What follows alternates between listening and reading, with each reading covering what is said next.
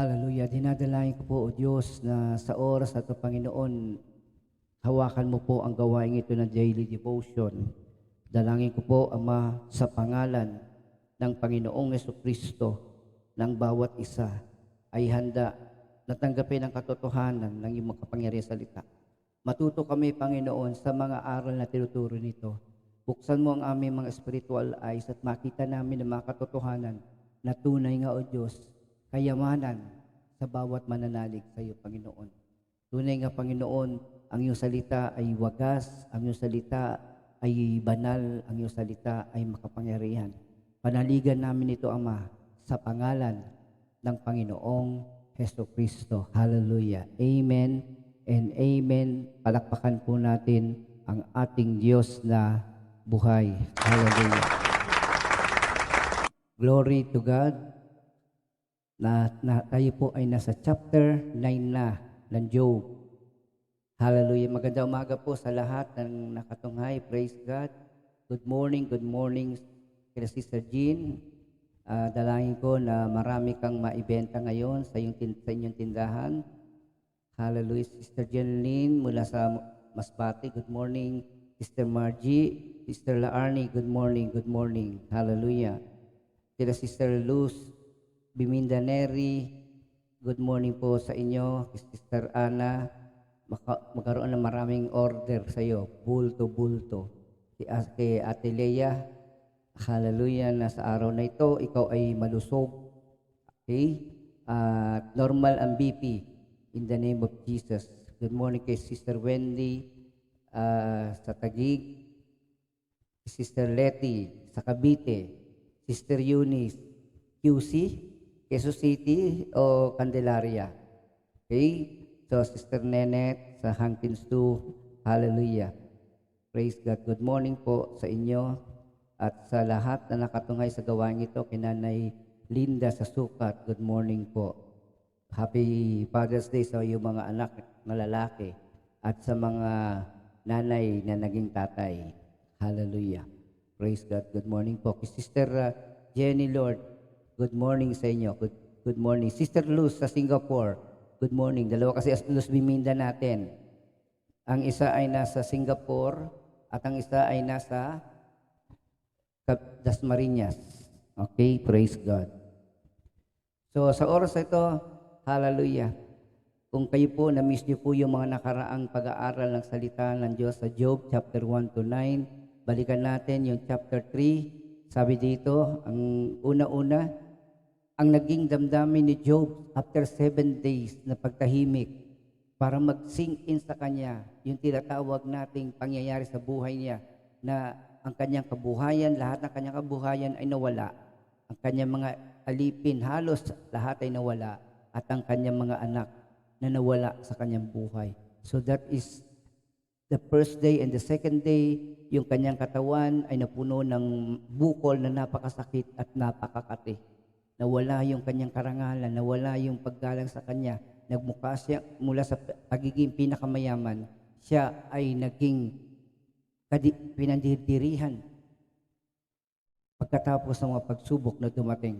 Kaya sabi nga niya, sinusumpa niya ang araw ng kanyang pagsilang. At sabi rin doon, ninais siya ng mamatay. At sabi nga, pinagsisihan niya ang siya'y nabuhay. Bakit pa siya nabuhay?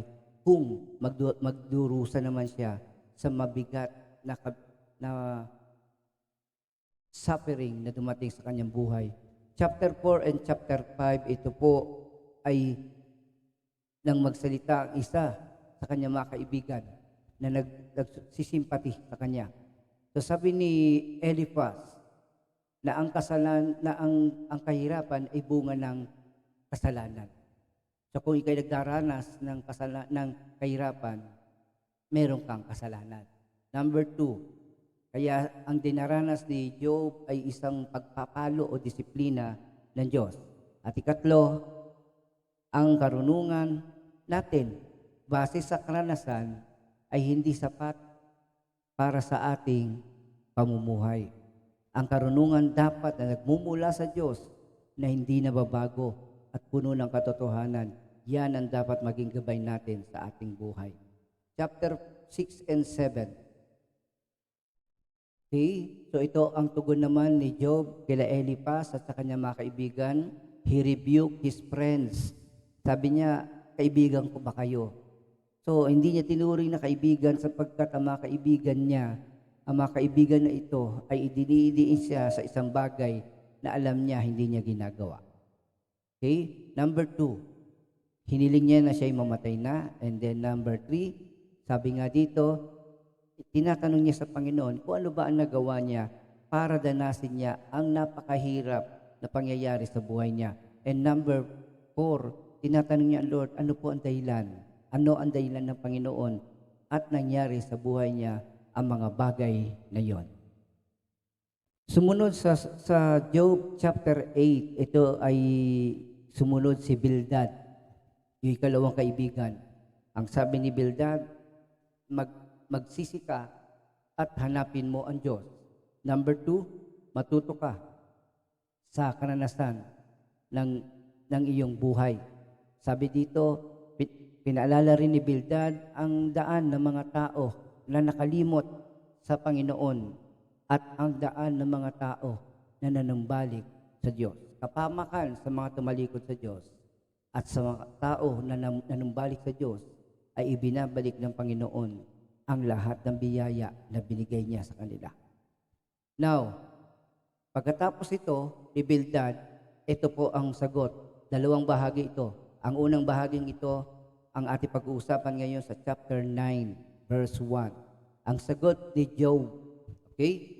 Ang sagot ni Job kay Bildad. Okay. So, unang-una, Job acknowledged the greatness of God. Nung pagkatapos niya marinig na sinabi ni Bildad, inacknowledge niya, kinilala niya ang kadakilaan ng Diyos. Sabi niya, yan ay dinig ko na noon pa mang una. Ngunit, sinong tao kaya ang tatalo sa Kanya sa Diyos? Sino ang sa Kanya'y maaring mga tuwiran? Sa 1,000 niyang tanong, di masagot ang isa man, which is pinapakita dito ni Job kung gaano ang karunungan ng Diyos. Isa pa sa mga sinabi niya dito, pinahayag niya that God is wise, God is powerful, and no one can successfully defy Him. Walang makalalaban sa Diyos o walang makakakontra sa kung anuman ang gustong gawin ng Diyos sa kanyang buhay. Hallelujah. Ang sabi niya dito, ang Diyos ay matalino at makapangyarihan. Sino kaya ang sa Kanya ay makalalaban? Sabi dito, walang sabi-sabing inuuga yaong bundok. Sa tindi ng ganyang galit, ito'y Kanyang dinuduro. Sumunod na talata, itong sangkalupaan ay Kanyang nayayanig at nauuga niya ang saligan ng daigdig. Hallelujah. Sumunod na bahagi, Job described God's wonders in the heavens and the sea. Sabi dito, napipigil sa pagsikat ang silahis nitong araw at kanyang naitatago ang tala sa kalangitan. Alam niyo yung kanyang knowledge about this, no? Yung, sabi nga natin, the Bible is not a scientific book, but the Bible express all scientific truth na later na lang na-discover ng tao. So nakita nyo dito mga kapatid, ang araw at ang mga tala sa kalangitan. So wala pa silang telescope noong time na ito, pero alam nila na ang mga tala, mga bituin sa langit ay hindi nawawala. Sa umaga man, na sabi nga natatalo lamang ng liwanag ng araw. Susunod, ang sabi dito, siya lamang ang lumikha sa kansang kalangitan at sa bangis nitong dagat, walang ibang makasaway. Verse 9, ang malaking Dipper at Orion ay siya ang may lalang, pati na ang Pleiades at mga kumpol ng bituin sa timugan. So ang malaking Dipper ay isang constellation na nasa norte at ang Orion at ang Pleiades ay halos magkatabi, no? Sabi nga natin, makikita natin to malapit sa gitnang bahagi ng kalangitan. Okay, so ito ang tinatawag natin mga constellations na laging nakikita, no? Sa lugar ng Israel ay sabi nga ito ay nasa bahaging timugan. Okay? God does wondrous things without number. So who can question Him? Napakarami na ginawa ng Diyos. Makapangyarihan niyang gawa ay hindi maunawaan. Ang milagrong gawa niya sa dami ay di mabilang.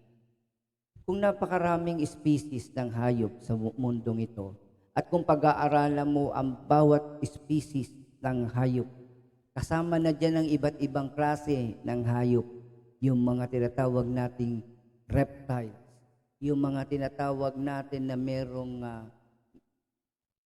yung mga gumagapang, yung mga lumilipad, lahat. Na kung pag-aaralan mo lahat ng mga yun, mauubos ang araw mo sa bawat isa na may kamanghamanghang karunungan ang pagkalika sa kanila. Hindi kayo magtataka kung bakit ang mga dambuhala ay hindi dumadami ng labis. Ang dumadami ay yung mga maliliit, no, na nilalang katulad ng mga insekto. Okay? Sipin mo kung ang mga insekto ay yung dambuhala sa laki at mabilis na dumami. Nakita nyo na ang bilang nila, ang kanilang size, ay nagpapakita ng karunungan. Pag dumami ng sobra ang kanilang bilang, sila ay nagiging peste. Pero kung sila ay nasa normal na bilang, sa tamang bilang, nababalanse ang ating kapaligiran.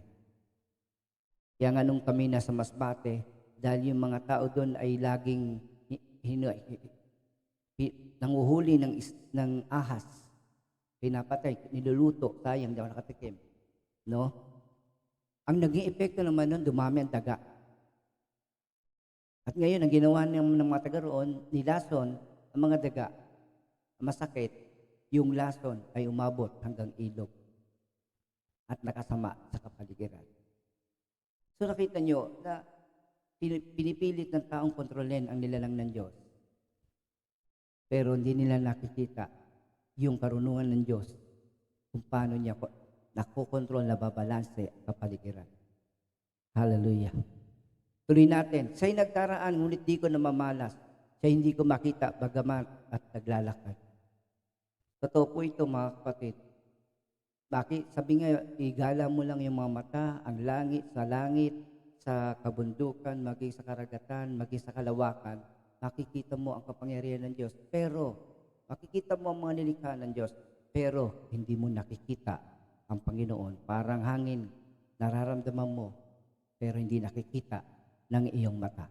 Ano man ang gawin niya ay walang makahahadlang, hindi makapagtatanong, bakit mo ginawa iyan?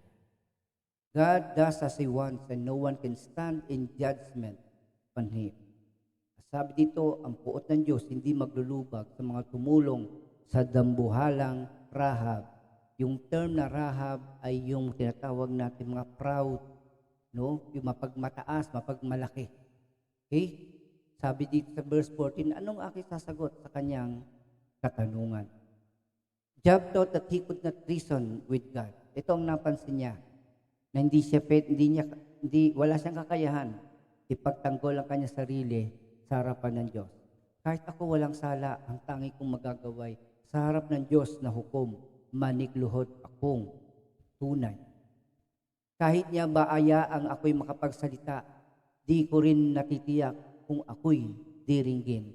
Kaya, nakikita niyo po mga kapatid, yung mga bagay na ito na nagpapakita na kung wala ang Panginoon sa ating buhay, wala ang kanyang banal na espiritu, ang magiging damdamin natin ay katulad ng kay Job, na hindi nalalaman ang nangyayari sa paligid sa kanyang buhay.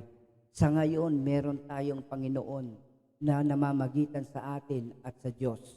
Meron din tayong banal na espiritu na nagpapahayag ng kalooban ng ating Diyos na buhay. Hallelujah. Praise God. Kaya sa usa to, sabi nga natin diyan sa comment section, magpasalamat tayo. Pasalamatan natin ng biyaya ng Diyos na ating nararanasan. No? Napakabigat kay Job yung kanyang karanasan. At yun ang karanasan ng mga tao na wala ang Panginoon sa Kristo. Dahil wala pa siya noon na hindi pa naialay ang Panginoon sa krus. At ang kanyang banal na espiritu na tunay nga sa atin pag siya ay tinanggap natin, si Kristo ay tinanggap natin. Kaya palakpakan natin ang Panginoon at sabihin niyo sa comment section, salamat sa biyaya mo.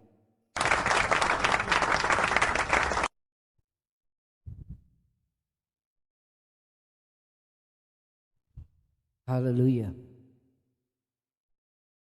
Praise God. Hallelujah sa mga bagay na ito. Nakikita niyo yung kabigatan ni Job. Wala siyang idea kung bakit nangyari sa kanyang buhay. At kung siya man ay nagkasala, ano ang kanyang nagawang mali. At paano niya ipaglalaban ang mga bagay na iyon sa harapan ng Diyos. Sa tingin niya, ang Panginoon ay gumawa ng bagay na hindi makatarungan sa kanyang buhay. So, Job claimed that God was wounding him without cause and filling him with bitterness. Ito tuloy ang naiisip niya na ang Panginoon ay pinahihirapan siya. At tunay nga pinadama sa kanya matinding sakit na hindi niya nalalaman kung ano ang dahilan. Matinding hirap at tiisin ang sa aki ibinigay. Bagamat wala siyang masasabing dahilan. 18, halos itong hininga ko ay kanyang pugtuin. Panay na kapaitan ang indinulot niya sa akin. Ulitin ko po mga kapatid, ini-express lang ni Job ang kanyang nararamdaman. Kayo, alam po natin kung ano nangyari. Nawala ang kanyang mga anak at maging ang kanyang kabuhayan ay halos naubos. Nawala ang kayamanan, nawala ang mga minamahal niya sa buhay at nawala rin ang kanyang pagkatao.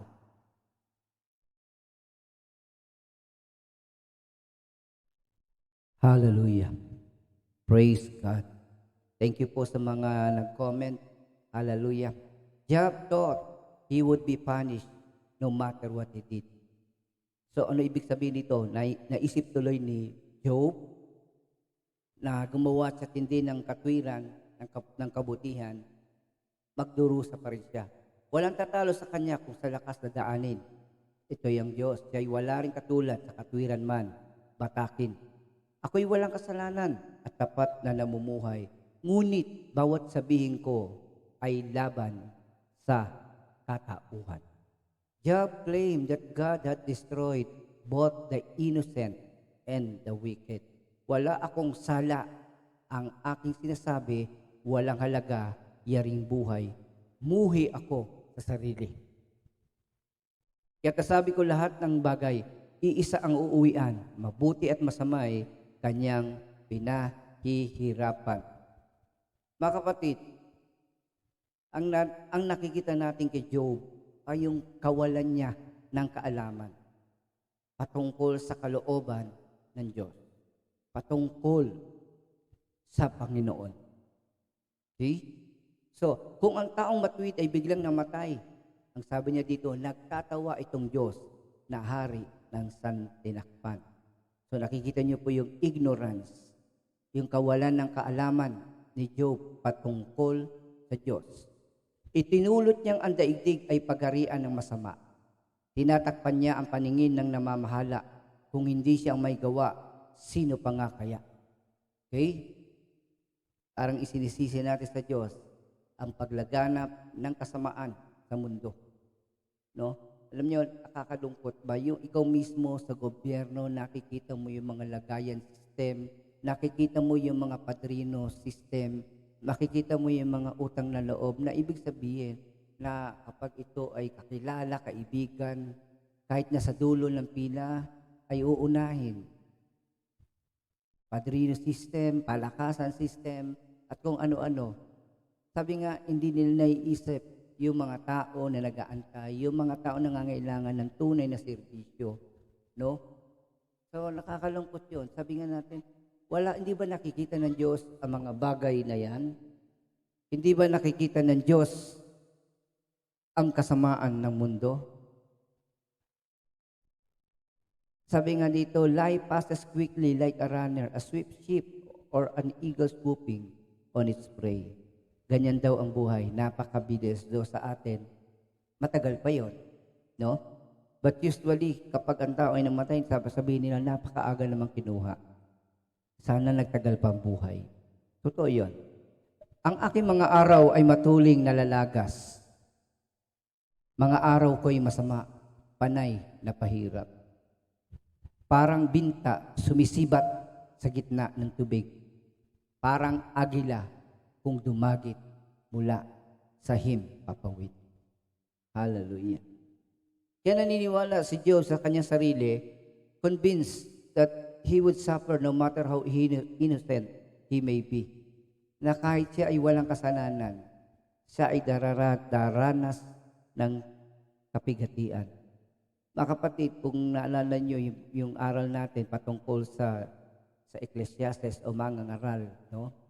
That both evil and both wicked and righteous men will suffer, no? Pero pagkakaiba ng mga matuwid sa masama, ang matuwid, ang suffering nila ay may buting idudulot sa inaharap. Samantalang ang hirap na dinaranas ng mga wicked o hindi mananampalataya o hindi naniniwala sa Diyos ay may kaibat ng parusa at paghatol ng Diyos. That is the big difference. Kung ipagwalang bahala ko ang aking inaing at aking ikagalak, dinaranas na tiisin, nangangamba ako na inyong ipalagay na ang kasawian ko ay bunga ng kasalanan. No? So, ano ibig sabihin nun? Para nang umamin siya sa kasalanan. Mga kapatid, ang nais ni Job na malaman ay kung ano ba talaga ang kasalanan niya. Kung yun ang dahilan ng paghihirap niya sa buhay. Okay? Out of ignorance again.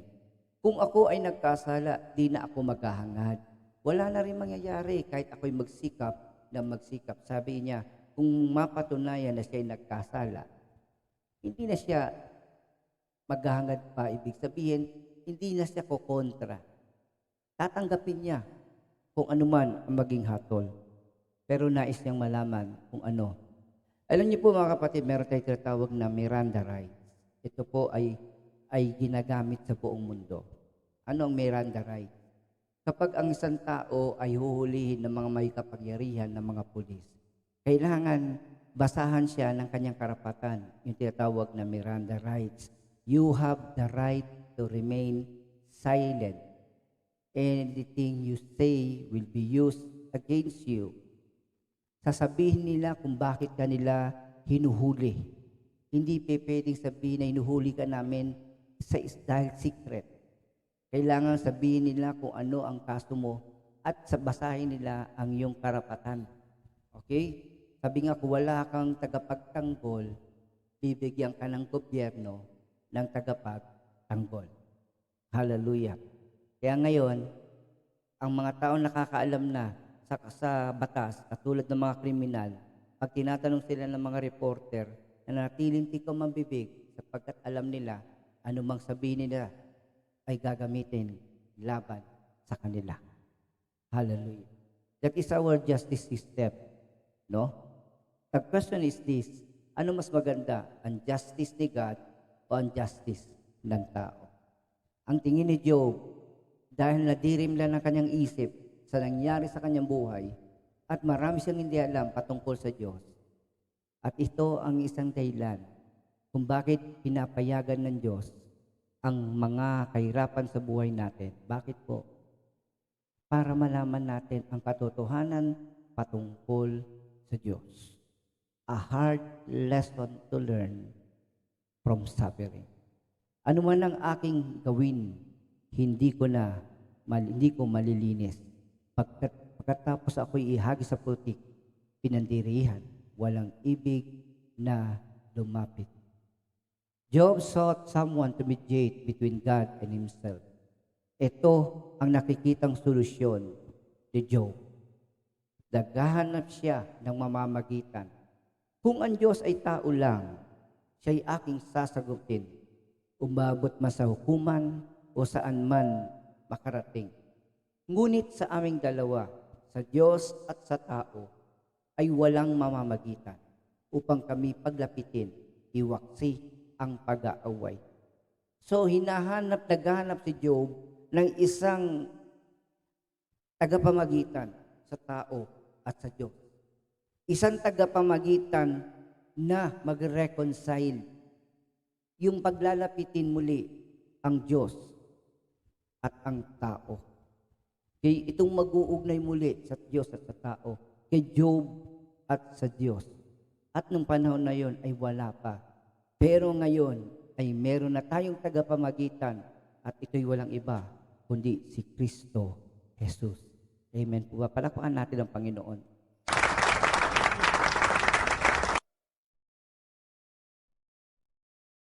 Hallelujah. Napakalaki ng difference from the grace of God na tinatamasan natin ngayon at sa mga pangyayari nung di pa na iaalay ang Panginoon sa krus sa Kalbaryo. Mapalad tayo sapagkat tayo nabuhay sa panahon ng biyaya. Hallelujah. Sabi nga noon, sa maraming tao, tanging mga matuwid lamang sa Panginoon na maliligtas. Bilang na bilang ang matuwid. Ang maliligtas lamang ay si Noah, ang maliligtas lamang ay si Daniel, ang maliligtas lang ay si Job. So imagine na nung lumang tipan, ang mga tao ay dadaan sa matinding pagsubok upang manatiling matuwid sa harapan ng Diyos. But right now, napakapalad natin. Una, nasa buhay natin ang isip ng Diyos. Ano yun? Ang kanyang banal na espiritu na nanahan sa atin. Ito ang nagtuturo sa atin. Ito ang nagpapaliwanag sa atin ng kanyang salita sa ating buhay. At ang Panginoon Kristo na tagapamagitan natin sa Diyos. Isipin nyo, ang Diyos mismo ang gumagalaw at kumikilos sa buhay natin. Amen? Palakpakan natin ang Panginoon. Minsan pa, pasalamatan natin ng Diyos sa kanyang biyaya na binigay sa atin ngayon. Sana ang pamalo ng Diyos ay ilayo na sa akin at huwag na niya akong labis na takutin.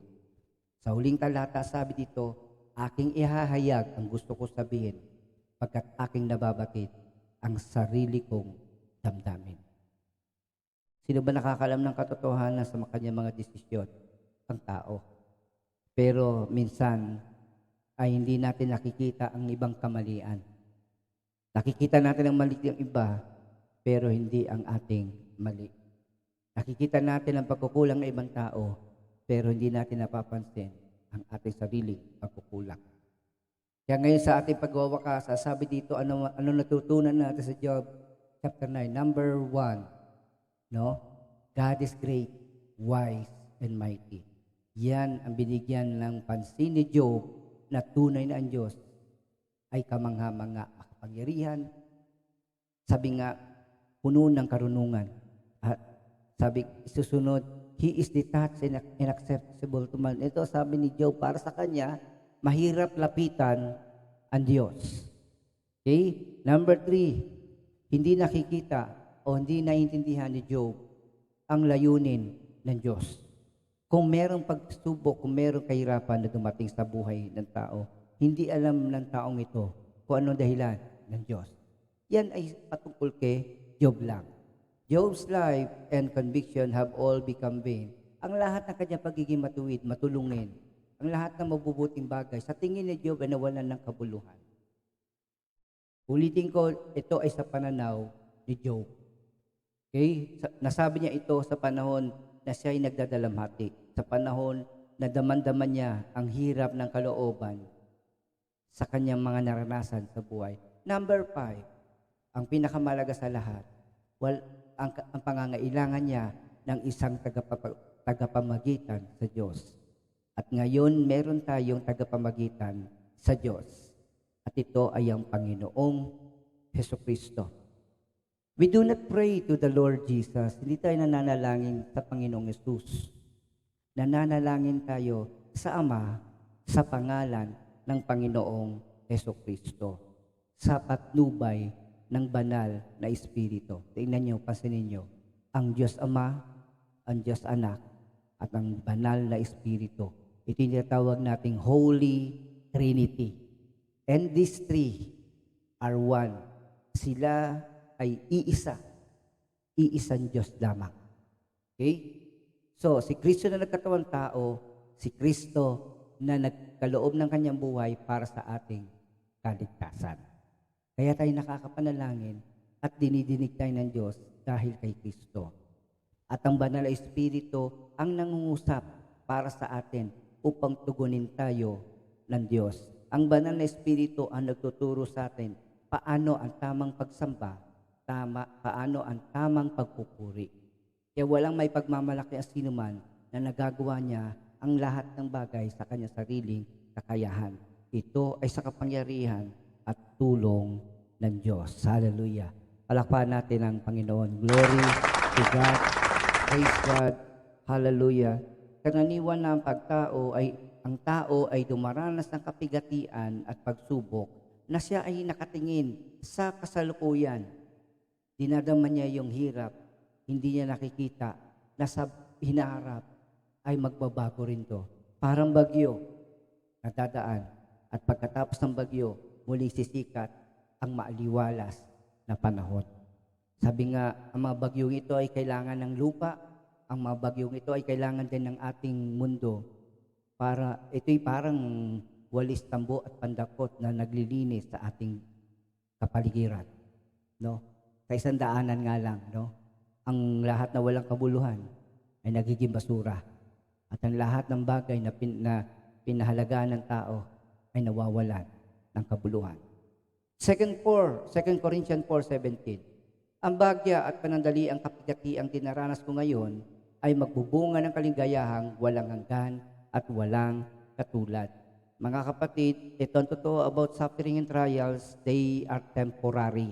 Temporary ang mga kapigatian. Temporary ang lahat ng mga kahirapan. At tatapos ito, ang kapalit nito ay mas mahaba, walang hanggang buhay sa piling ng Diyos. Verse 18, kaya't ang paningin namin ay nakapako sa mga bagay na di nakikita, hindi sa nakikita, sapagkat panandalian lamang ang mga bagay na nakikita, ngunit walang hanggan ang mga bagay na di nakikita. Mga kapatid, kung tayo ay nasa lugar o nasa parehong sitwasyon ni Job, isa lang ang malalaman natin, kung gaano natin kamahal ang Diyos. Ganun tayo katatag sa Diyos. The more we know God, the more we trust Him, and the more we trust Him, the more peace we have. Kaya sabi nga, kita nyo, na ang Diyos ang nagbigay, ang Diyos ang kumuha, purihin ang Diyos. So nakita natin, ang tibay ni Job ay nasa kanyang relasyon sa ating Ama na nasa langit. Kaya kapatid, sa oras na ito, katulad nyo rin, ang tatag at tibay natin ay naayon sa ating relasyon sa ating Ama na nasa langit. Amen po ba? Palakpakan natin ang ating makapangyarihang Diyos, mabuti at tapat sa atin. Hallelujah. Tayo po'y manalangin. Nakikita niyo po sa ating JOP group yung mga special prayer requests. No, nagulat ako kahapon na nagdatingan itong mga prayer requests. Hallelujah. Lord, inilalapit po namin si Mark Jeffrey Martinez, O God, na na-stroke. At ngayon, Panginoon, ay nasa ICU, Lord. Dalangin po namin, hawakan mo po, Panginoon, ang katawan ng batang ama na ito, O Diyos. Tunay nga, O Diyos, alalahanin mo, Panginoon, ang kanyang anak, Panginoon, na maiiwan, O Diyos, kung hindi siya gagaling. Dalangin ko po, O Diyos, sa bigyan mo siya ng pagkakataon muli na makaranas ng kagalingan mo at muling ituwid ang kanyang buhay at ialay sa iyong kalwalatian. Hawakan mo po siya, Panginoon, and I pray, Lord, that na makarecover, Panginoon. I speak healing and recovery sa kanyang katawan. Kung alisin mo na po, Panginoon, ang mga dugo na bumabara sa kanyang utak sa pangalan ng Panginoon Kristo. Maging normal na ang kanyang blood pressure. And I pray also, Lord, for the financial support, Panginoon, na napakahirap pagkasakit ngayon. Napakalaki ng gastos, Lord. Tunay nga, Panginoon, itong batang ito, Panginoon, ay naghahanap buhay at sa kanya lang umaasa ang kanyang pamilya. Kaya, Lord, hipuin mo ang iyong mga anak, Lord, na maging daluyan ng iyong biyaya at kapangyarihan. Alalahanin din namin, Panginoon, na kami, O Diyos, ay nakaranas ng pangangailangan sa iyo, Panginoon. At dahil sa biyaya mo, kami iniangat mo mula sa kahirapan patungo sa tagumpay ng iyong pagkabuhay na muli. Lord, dilalapit din po namin sa iyo, O Diyos, ang mga kabataan, Lord, na sa kasalukuyan, Panginoon, ay nakadaranas, Panginoon, ng isang klase na sakit na hindi na-detect, Ama, ng mga doktor. Lord, ito po ang kumilos, Panginoon, maging doon sa bata, Panginoon, na nakakonfine sa perpetual health. Lord, napakabata pa niya, O God. I pray, Lord, for the recovery ng batang ito, O God. Tulungan mo rin ang kanyang magulang sa financial support, Lord, in the name of Jesus. And we also pray, Lord, sa mga bata, Lord, na merong sakit, Panginoon. Sa oras to, Lord, ikaw po ang humipo sa kanilang katawan, Panginoon. Bigyan mo ng karunungan ng kanilang mga magulang, Panginoon, na tunay nga, O Diyos, gawin nila ang tama, Panginoon. Ilapit na nila ang kanilang mga anak sa iyo, O Diyos, unang-una, at sa mga espesyalista, Panginoon, na nakakaunawa sa nature ng katawan ng mga batang ito. In the name of Jesus Christ. O Lord, dalangin ko po, Diyos, sa pagkilos mo po araw-araw. Dalangin ko po ang himala mo sa mga taong ito, Lord, at sa kanilang pamilya. At hayaan mo, Lord, na sila'y magbigay ng parangal, magbigay ng pasasalamat sa iyo sa kanilang, sa tagumpay na binibigay mo sa kanila. Ang kalooban mo ang mangyari sapagkat higit, Panginoon, na nalalaman mo kung ano ang pinakamainam sa mga taong ito at sa mga batang ito, Lord, in the name of Jesus Christ. So we thank you, Father. Lord, dumating man ang pagkakataon na nadilim man ng pagkaunawa si Job sa kanyang buhay, dumating din naman ang liwanag mo, Lord, at nakilala ka ni Job sa mas malalim na kaparaanan.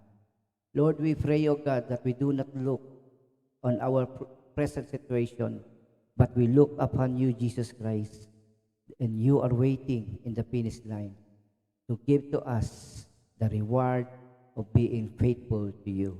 Thank you, Father. Thank you, Jesus. May your truth lives in our hearts and lives. In Jesus' mighty name, amen and amen. Hallelujah. Palakpakan natin ang ating Diyos na buhay. Come on, sa araw na ito, mabuti na lang may tagapagpamagitan na tayo, si Jesus Christ. So come on, claim your victory. Inaangkin ko na ang tagumpay ko sa araw na ito, sa buong araw na ito, sa pangalan ng Panginoong Jesucristo. Come on, hallelujah, speak it. Huwag niyo ibulong dahil ang diablo hindi nakakabasa ng isip yan. Ang diablo hindi ang katulad ng Diyos na omniscient, no? Hindi niya maririnig kung di mo sasabihin ng malakas. I-declare mo para mapalayas ang demonyo sa iyo, sa inyong buhay sa araw na ito. Satan has no authority. Nasa labas lang siya, bumubulong-bulong, nagbibigay ng discouragement. But I tell you, you tell that devil, no? You tell that devil that he has no authority in your lives. We belong to Jesus, and the Lord already assured our victory today. Claim your victory. Ako'y mananagumpay sa tulong at kapangyarihan ng Panginoong Heso Kristo. Ako'y mananagumpay. Ako ay magwawagi ayon sa pangako ng Diyos. Magagawa ko ang lahat ng bagay sa tulong ni Kristo na nabubuhay sa akin. Greater is He, Jesus Christ, that is in me than he the devil that is in this world. Mas makapangyarihan si Kristo na nasa buhay natin kaysa sa dyablo na nanggugulo sa buhay ng lahat ng tao. Amen? So, diyan tayo magtiwala sa ating Panginoon sa Kristo. So, God bless you. Pagpalain kayo ng Panginoon. Sa Diyos, walang imposible. Anuman ang hilingin nyo, ayon sa kanyang pinakamabuting kalooban, mangyayari ito sa pangako niya na kanyang tutuparin sa atin. Sa pangalan ng Panginoon sa Kristo, amen and amen. Glory to God. Pagpalain tayo ng ating Diyos na buhay. Magtiwala tayo. Huwag tayong mawawalan ng pag-asa.